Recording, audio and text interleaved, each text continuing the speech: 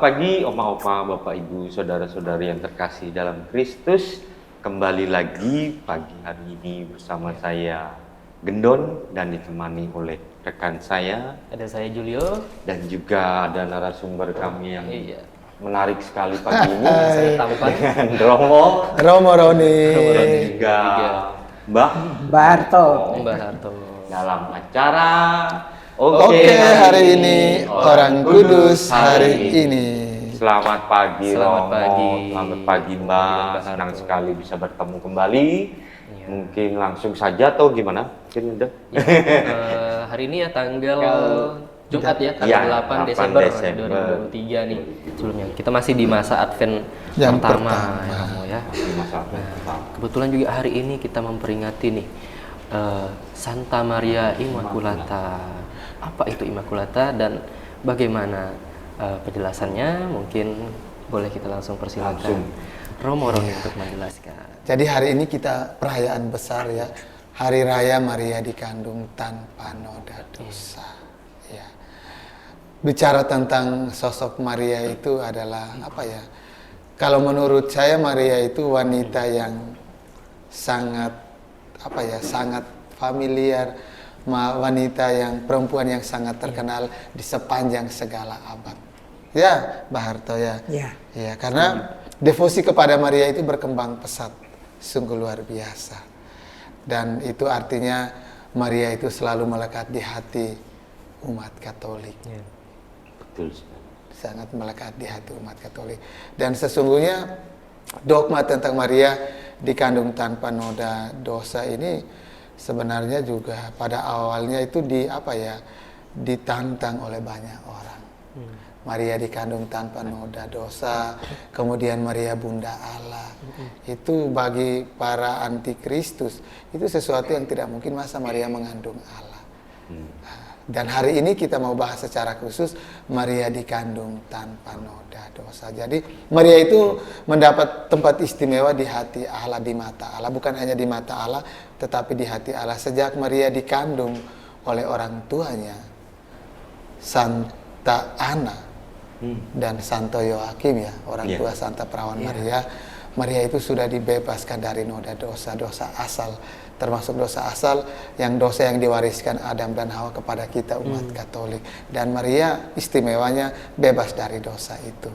Dan Maria dipersiapkan secara khusus oleh Allah untuk mengandung Tuhan kita Yesus Kristus, Sang Juru Selamat dunia. Maka di dalam rahim Maria yang dikandung tanpa noda dosa itu inkarnasi terwujud secara nyata.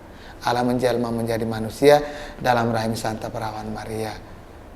Yakni Tuhan kita Yesus Kristus, sabda menjelma menjadi manusia untuk menyelamatkan kita manusia. Maka Maria mendapat perhatian yang sangat luar biasa, bukan hanya dari Allah pencipta kita, tetapi juga Maria mendapat tempat di hati semua umat Katolik di dunia ini. Maka devosi kepada Maria sangat berkembang pesat. Kalau kita lihat ya, kita amati di KBG kita, atau di lingkungan kita, atau di paroki kita, dan bahkan di keuskupan kita, kalau sharing kitab suci yang datang sedikit sekali. Tetapi kalau doa rosario banyak. Iya. Betul. Itu. Maka dan keistimewaannya Maria itu juga karena ada begitu banyak penampakan Maria ya. Maria menampakkan diri di Lourdes, di Fatima, dan Maria selalu mengajak kita untuk berdoa. Karena doa salah satu jalan bagi kita untuk menuju kesucian dan kekudusan diri. Maria mengajarkan kepada kita bahwa kesucian dan kekudusan tanpa doa dan ekaristi itu sesuatu yang mustahil.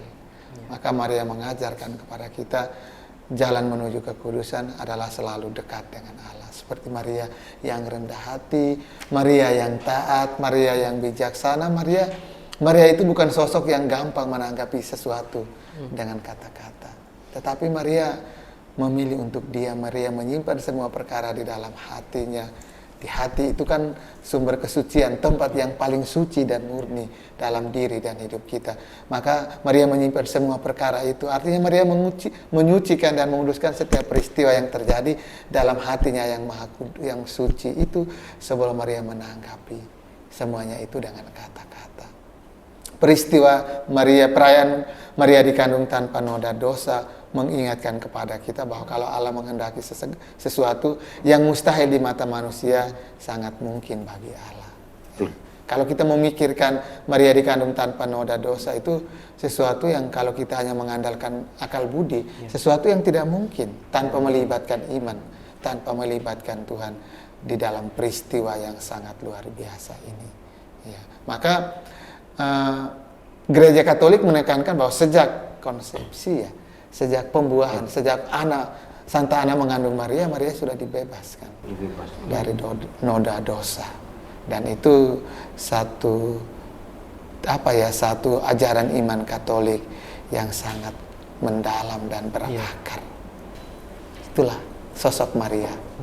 Karena kalau Maria menolak tawaran dari Allah lewat malaikat Gabriel, mungkin sejarah keselamatan ceritanya berbeda. Tetapi memang sejak semula Allah sudah menyiapkan Maria. Bahkan dalam kitab suci Perjanjian Lama pun bahwa dari keturunan seorang perempuan muda, keturunannya lah yang akan meremukan kepala ular. Ular itu kan lambang kejahatan. Iya. Maria, keturunan Maria dari sosok yang lahir dari rahim Maria itulah menaklukkan kejahatan, menaklukkan kematian kekal, manusia dibebaskan dari perbudakan dosa dan dihantar menuju kemerdekaan sejati, yakni anak-anak Allah. Maria mengajak kita supaya jangan lagi berhamba kepada setan, kepada dosa, tapi cukup berhamba kepada Allah. Sebagaimana Maria bilang, aku ini hamba Tuhan, terjadilah padaku menurut perkataan. Maria mengajak kita untuk hanya berhamba kepada Tuhan, bukan berhamba kepada dunia dan atributnya. Ya. Karena segala sesuatu yang ada di dunia ini adalah milik Allah. Kalau kita mengabdi berhamba kepada Allah, maka Allah akan melimpahkan yang ada ini kepada kita, seperti Maria. Dan sumber kesetiaan, ketaatan dan kerendahan hati Maria itu Allah. Ya Allah. Sejak Maria katakan bahwa aku ini hamba Tuhan, terjadilah padaku penyerahan diri yang total Maria kepada Allah. Dan Maria siap untuk dipakai oleh Allah menghadirkan dan mewujudkan karya keselamatannya dalam diri putranya Yesus Kristus. Ya. Penyerahan diri, kepatuhan, kesetiaan, kerendahan hati. Banyak sekali ya hal-hal yang Maria ajarkan kepada kita. Dan kalau saya boleh tambahkan bahwa selama hidupnya, selama karya pelayanannya di dunia, Maria berjuang untuk menjalankan kewajibannya sebagai hamba Tuhan. Maka kemudian ketika tugasnya di dunia ini berakhir, Maria mendapatkan haknya. Maria diangkat ke surga dengan jiwa dan raga. Maka Maria mengajarkan kepada kita sebagai anak-anak Allah. Seringkali kita menuntut hak kita kepada Allah tanpa menjalankan kewajiban kita sebagai anak Allah. Maka antara hak dan kewajiban berseberangan. Maria mengajarkan kepada kita supaya kita bisa mendapatkan hak kita, yang paling utama menjalankan kewajiban kita sebagai ciptaan. Ya, Mbak Harto, menurut saya. Bagaimana Mbak Harto? Kira ada pertanyaan dari Mbak Harto sendiri mengenai Maria yang dikandung tanpa noda dosa. Memang tidak ada orang suci seperti Bunda Maria. Ya, betul. Nah, karena apa? Sejak di dalam kandungan, conception. Jadi immaculate in conception. Nah, kemudian setelah lahir, setelah menjadi Bunda Maria, kita dapat lihat dari Alkitab yang pertama, yang perlu kita contoh, ketika didatangi malaikat, apa jawabnya? Aku ini hamba Tuhan, terjadilah padaku menurut perkataan. Jadi itu kita tiru fiat voluntas tua itu ya. Iya. Terjadilah kehendakmu. Nah, ketika mengunjungi Elizabeth, itu luar biasa. Elizabeth sampai mengatakan, siapakah aku ini sampai ibu Tuhanku mengunjungi aku. Nah, berarti Elizabeth itu sudah tahu kalau Bunda Maria itu akan menjadi ibu Tuhan. Ya. Dari mana dia tahu? Dari mana Roh? Dari Roh Kudus. Iya. Nah, kemudian Bunda Maria tidak menjawab, tapi dia mengatakan berbahagia. Hatiku, jiwaku memuliakan Tuhan. Hatiku bergembira atas Karena Allah penyelamatku. juru selamatku. Karena telah memperhatikan hambanya yang rendah. Mulai sekarang, aku percaya bahwa segala keturunan akan menyebut aku bahagia. Sekarang bayangkan, kita tahu bahwa riwayat hidup Bunda Maria itu kan sengsara. Iya. Tetapi dia mengatakan bahagia. Bahagia. Ternyata bahagianya, bagi dia bahagia. Tapi bagi kita menderita sengsara. Sampai ada 7 penderitaan 7 Maria. duka cita Maria. Sampai ada peringatan seperti itu. Tapi dia bahagia. Itulah yang perlu Mas Luyo contoh. Mas Julio. Penderitaan itu sebetulnya membahagiakan. Nah, Mas Albertus gimana? Rasanya kalau menderita, Iya, apa juga bahagia? Iya, Makasih. sakit ya. Pastilah kita sebagai manusia ya Romo ya. Sakit, Pasti kita mengalami seperti itu. Iya. Mungkin kalau kita bilang dalam keadaan menderita terus kita bilang bahagia ya mungkin kalau faktanya ya mungkin sulit, bukan seperti itu gitu. Kecuali di kala kita bahagia, Iya. tapi kita mengingat waktu kita menderita, mungkin masih bisa. Masih bisa. Tapi kalau menderita terus kita Tapi kalau kita alami bahagia. langsung, wah, Nah, itu. Masih lagi? ya. Ya. Nah, itu sebenarnya yang mau saya tanya. Romo tuh. Apa yang dimaksud seperti bahagia menurut Maria itu, Romo? Mungkin Maria itu bukan mungkin tapi pasti ya. Pandangan Maria itu jauh ke depan ya. Segala keturunan akan menyebut aku yang berbahagia. Karena Maria ini menurut hasil refleksi saya ya Mbah Harto, Maria mengajarkan kepada kita bahwa penderitaan itu apa ya, awal dari kebahagiaan. Maria begitu menderita ya. Ya. Tetapi di bagian ketika tugasnya Maria di dunia ini berakhir, Maria mengalami kebahagiaan yang luar biasa, diangkat dengan jiwa dan raga. Maka Maria bilang supaya kita happy ending dan happy-nya itu abadi, maka kita harus bisa apa ya, mengolah penderitaan itu dengan baik. Penderitaan itu diolah dalam arti penderitaan ketika dibawa kepada Allah, maka Allah punya kekuatan yang tak terhingga itu akan mengubah penderitaan menjadi kebahagiaan. Tetapi seringkali ketika kita menderita, kita bukan lari kepada Allah, kita lari ke orang dukun, pintar, orang balian. Seringkali umat Katolik begitu, datang ke gereja hari Minggu, setelah ke gereja ke balian, ke dukun. Itu seringkali terjadi. Maria mengajarkan kalau apa ya, peristiwa perkawinan di Kana. Iya. Perkawinan di Kana, Maria hanya katakan kepada Yesus, mereka kehabisan anggur. Lalu selanjutnya Maria katakan kepada para pelayan, lakukan apa yang ia perintahkan. Yesus menyuruh mereka penuh, isi tempayan-tempayan itu penuh dengan air, dan Dalam para Injil pelayan Yohanes, melakukan itu. Ya, maka Maria bilang supaya bahagia kita itu abadi di akhirat nanti, harus menjalankan apa yang Tuhan perintahkan. Dan Tuhan perintahkan kepada kita, yang kita jalani tidak selamanya itu enak dan membahagiakan. Karena di dalam penderitaan itu justru kita sedang sementara dimurnikan iman kita ya Pak Harto. Maria, jenazah Yesus diturunkan dari salib, Maria memangku jenazah putranya tanpa melontarkan satu kata atau kalimat. Itu ibu yang super ya, super duper, seorang ibu yang luar biasa. Kalau kita manusia pasti dia sudah menangis teriak.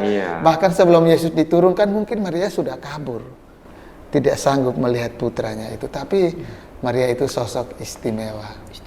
Apalagi saat disalibkan. Saat disalibkan, dicambuki, Maria diam. Maria menyaksikan itu. Bahkan sebelum Yesus mengembuskan nafas terakhir, Yesus masih menyerahkan Maria kepada Yohanes, dan kita semua yang diwakili Yohanes kepada Maria. Itu sosok yang setia ya Maria itu. Kesetiaan Maria itu luar biasa. Maka Maria itu adalah bunda segala bangsa. Maria juga adalah bunda para imam. Kami para imam harus belajar dari Maria.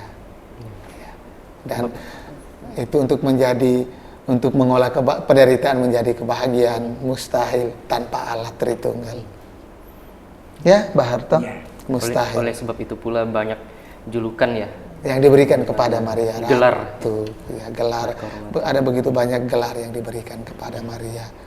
Dan memang Maria pantas, dan Maria tidak sebenarnya Maria tidak membutuhkan itu. Iya. Karena Allah sudah menggelari Maria dengan kebahagiaan yang tak terhingga. Namun dari gelar-gelar itulah kita bisa tahu Siapa itu sosok Maria.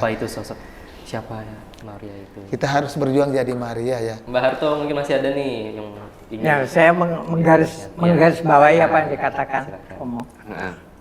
Ketika menghadiri pernikahan di Kana, Iya, betul.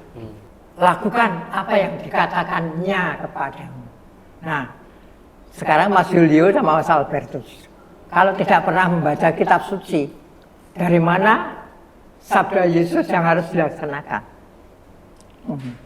Oleh karena itu jangan lupa setiap kali membaca kitab suci yang ada sabda Yesusnya. Iya. Ya, nanti garis bawahnya. Ini sabda yang harus saya lakukan. Gitu. Misalnya, kasihilah sesamamu seperti aku mengasihimu. Nah, coba bisa nggak? Susah. Misalnya itu kan sabda Yesus. Iya, sabda Yesus. Ya, gitu. Bahkan Jadi mengampuni sampai Menampar. 70 kali 7. Menampar pipi. Ya. Kiri memberikan pipi kanan. Ya. Dikhianati Akulah jangan jalan mengkhianati. kebenaran dan hidup. Iya. Iya. Nah, apakah Mas Albertus melalui jalan yang ditunjukkan Yesus? Apakah kebenaran yang dia ajarkan oleh Yesus dipelajari? Iya. Nah, hal-hal seperti itu menggugah kita pada hari ini dalam rangkaian memperingati Perayaan. Bunda Maria dikandung tanpa dosa. Iya, Romo. Iya. Yang menarik yang itu, Romo. Lakukanlah sesuai Apa yang diperintahkan kepada. Romo. Iya. Maknanya banyak. Iya. Justru yang Yesus suruh kita lakukan, kita abaikan. Yang Yesus larang, yang kita lakukan. Yang kita lakukan. Betul, Romo. Tuh. Habis itu bingung sendiri Bingung Kok sendiri. bisa gini ya? Habis itu merasa menyesal, Romo. Asal habis itu Penyesalan kan selalu di akhir. Iya. Kalau di awal namanya pendaftaran. proposal. Proposal, iya betul. Aduh. Oke, daripada kelanjutan. Iya, lumayan. Ya, sebelum menutup acara ini kita mohon doa Iya. dalam peringatan Maria dikandung tanpa dosa. Silakan, Romo. Mari kita siapkan hati kita untuk berdoa. Dalam nama Bapa dan Putra dan Roh Kudus. Amin. Tuhan Bapa yang Maha Murah, terima kasih banyak dalam sejarah karya keselamatan umat manusia. Engkau menghadirkan sosok Santa Perawan Maria yang sangat menginspirasi banyak umat manusia di dunia ini. Kami semua yang hadir di studio maupun mereka yang menyaksikan acara ini di rumah, kami belum mampu dan belum sesempurna Maria untuk menjalankan apa yang Tuhan Yesus perintahkan dan menjauhi apa yang Tuhan Yesus larang. Namun kami yakin dan percaya bahwa Roh Kudus selalu dan senantiasa memperbarui hati dan budi kami, memampukan kami untuk menjadi pribadi-pribadi yang selalu setia, selalu dekat di kaki salib Yesus, setia mendengarkan sabdanya, mengamalkannya dengan sepenuh hati. Dengan demikian kami pun mampu untuk menghantar banyak orang menuju keselamatan yang telah diwariskan Yesus kepada kami lewat pengorbanannya yang luar biasa di atas kayu salib. Mampukan kami semua untuk menjadi pembawa damai di sepanjang hidup kami, dan spiritualitas Maria senantiasa kami hidupi, kami hayati di sepanjang hidup kami, agar kelak kami juga boleh merasakan kebahagiaan sejati yang kini telah dirasakan oleh Bundamu, Bunda Maria, Bunda Putramu, dan Bunda kami semua. Kemuliaan kepada Bapa dan Putra dan Roh Kudus, Seperti pada permulaan, sekarang, selalu, dan sepanjang segala abad. Amin. dalam nama Bapa dan Putra dan Roh Kudus. Amin. Terima Baiklah, kasih. terima kasih Terima kembali kasih Romo banyak. dan juga Mbak Harto ya dalam perbincangan hari ini yang sangat luar biasa. Banyak sekali yang ingin Masih ditanyakan, diperbincangkan, Romo. Tapi karena durasi loh. Iya. Durasi yang terpenting jangan lupa baca kitab suci Betul. yang ada sabda Yesus, pesan Mbah Harto. Betul. Terima kasih. Ya, baiklah, itulah dia tadi pemirsa. Terima kasih juga untuk pemirsa yang sudah menyaksikan, Om Opa, Bapak Ibu dan juga saudara-saudara yang terkasih di rumah. Mudah-mudahan banyak hal yang bisa diambil, yang bisa dipetik pada hari ini. Dan jangan khawatir karena kita masih akan berjumpa kembali di YouTube Sosietas Sancta Clara dalam program Oke, hari ini orang kudus hari ini.